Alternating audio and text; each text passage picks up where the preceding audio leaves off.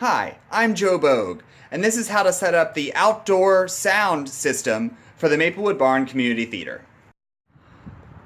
So, step one for setting up the outdoor sound system at the Maplewood Barn is to plug the floor and hanging mics into the snake. If you're just using the wireless mics, you can skip to step two. This silver box on the right side corner of the stage houses the snake. You can see there's a latch over here that just pulls and then lifts off, and you can open the door. Do make sure to close that once you're done with the show. You can see this black box is the snake. It's labeled with numbers that correspond to the various channels that you'll plug into the soundboard in step two. And I'll show you the monitor at the end of the video, but if you need a monitor so the cast can hear what's going on stage while they're backstage, you'll plug that into one of these lettered amp cable slots down here. I recommend using A. Step two for setting up the outdoor sound system is to plug the cables into the soundboard. This big black box is a soundboard. To take the carrying case off, down here at the bottom on these handles, there's a little thing you pinch in and then it just lifts up.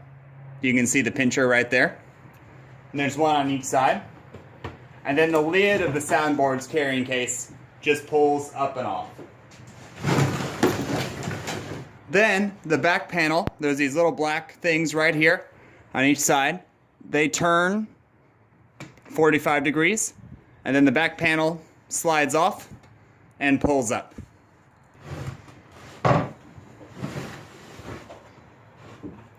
You'll see inside of here we have a power strip. The power strip gets plugged in to this outlet. And then to make sure this outlet has power, you just flip the switch on.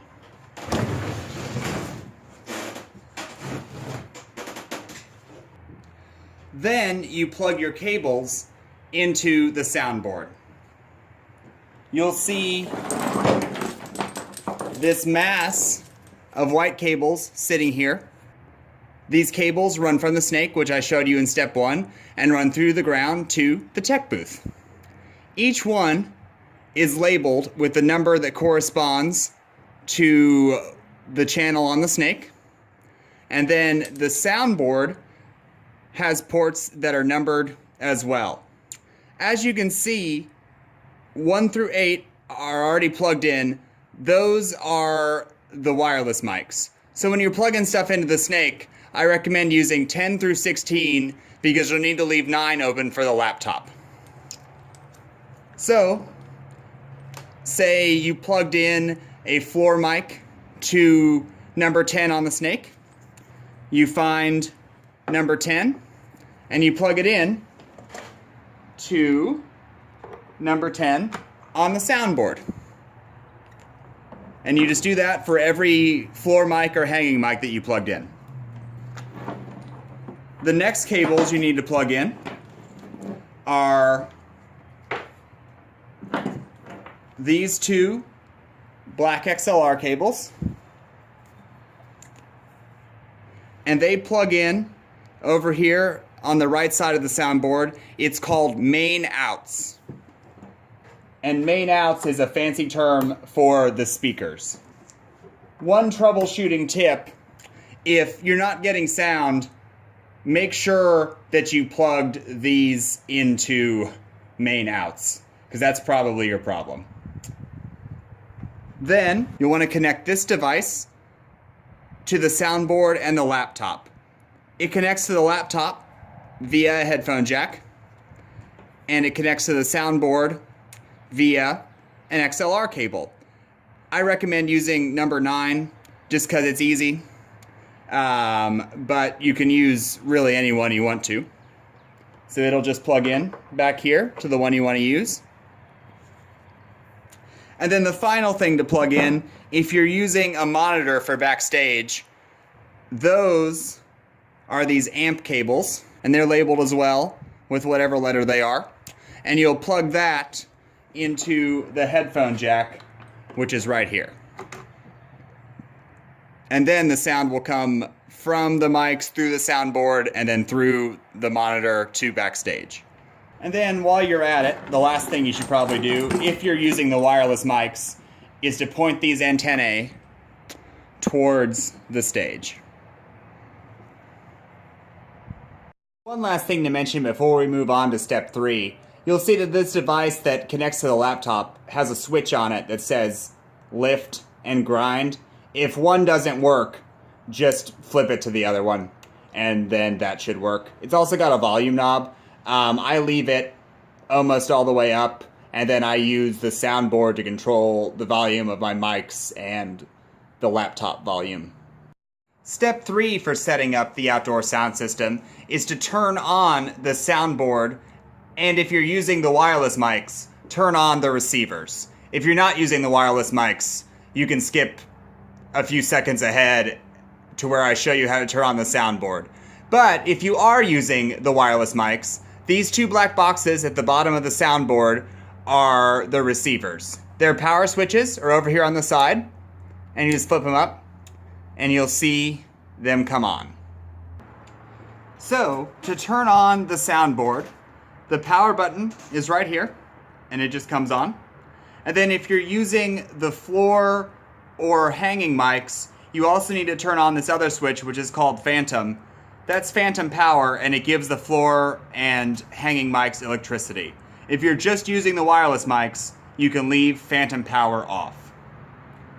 The next thing to do is to turn on the iPad, which is the interface that actually lets you control the sound. Its power button is down here in the bottom right corner. It will probably come on when you turn on the power, but if it doesn't, or if it goes black like it just did, you press this button in the bottom right corner. Then, here on the left side of the iPad, it says slide to unlock. You just slide it and it opens up. The program you'll want to use to run sound is called Master Fader, and it's down here on the left side of the iPad. One troubleshooting tip: this is a hard connection from the iPad to the soundboard, so I like to press it in a little bit just to make sure I've got a good connection. Then you'll click on Master Fader, which is this app, and wait a second, and the board will sync. Once the board syncs, you're good to go on to step 4, which is also the last step. If the board doesn't sync, all you have to do is press the home key, which is a little round button with a square on it right here. It'll bring you back to this screen, and then just hold down the power button of the iPad, and you'll see slide to power off, and just turn it off, and then you'll turn it back on and go through the whole process again. When you're done with a rehearsal or performance, I do recommend turning off the iPad manually first before you turn off the soundboard's power switch. And once again, the iPad's power switch is down here in its bottom right corner. The final step for setting up the outdoor sound system is to turn on the amp. The amp is kept in this big black box. You can see it right here. And all you have to do is flip this power switch at the very bottom right corner. You'll hear the machine come on, and then you'll hear those 2 clicks. You'll see the top light come on for a minute, and the blue light will be on. Always leave these power switches up, and just use this to control the power to the amp. And you'll see these dials here. Leave those dials where they are. They're set by people more knowledgeable than myself. And as promised, here's how the Barnes monitor works. The monitor is this big black, it's basically a giant speaker.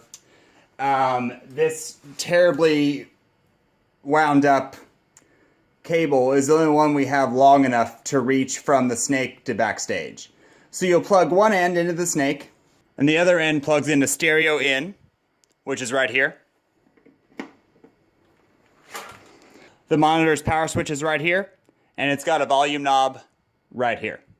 So let's run down those steps one more time. The first step is to plug the floor and hanging mics into the snake.